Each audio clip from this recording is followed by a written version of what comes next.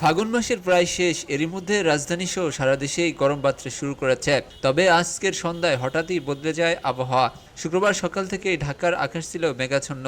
কখনো মেঘের ফাঁকে দেখা গেছে রোদ, আবার কখনো পুরো আকাশ ঢেকে গেছে ঘন মেঘে। বিকেলের দিকে মেঘের বিস্তৃতি আরও বাড়তে থাকে। এরপর সন্ধ্যা 7:30টার দিকে রাজধানীর বিভিন্ন এলাকায় শুরু হয় শিলাবৃষ্টি। সেই সঙ্গে বয়ে যায় ঝড়ো হাওয়া। হঠাৎ এই বৃষ্টিতে কিছু সময়ের জন্য থমকে যায় নগরীর স্বাভাবিক চলাচল। যদিও বৃষ্টির স্থায়িত্ব খুব বেশি সময় ছিল না, তবুও গরমের অতিষ্ঠ নগরবাসীর মধ্যে ফিরে এসেছে কিছুটা স্বস্তি। তবে সামনে পবিত্র ঈদ উল ফিতর হওয়ায় ইফতারের পর কেনাকাটায় বের হওয়া অনেক মানুষ বৃষ্টির কারণে কিছুটা ভোগান্তিতে পড়েন। এদিকে আবহাওয়া অধিদপ্তর আগেই জানিয়েছিল বৃষ্টির সম্ভাবনার কথা। পূর্বাভাসে বলা হয়েছে মৌসুমের স্বাভাবিক লঘুচাপ দক্ষিণ বঙ্গোপসাগরে অবস্থান করছে। এর প্রভাবে দেশের বিভিন্ন স্থানে দমকা হাওয়া ও বজ্রসহ বৃষ্টির সম্ভাবনা রয়েছে।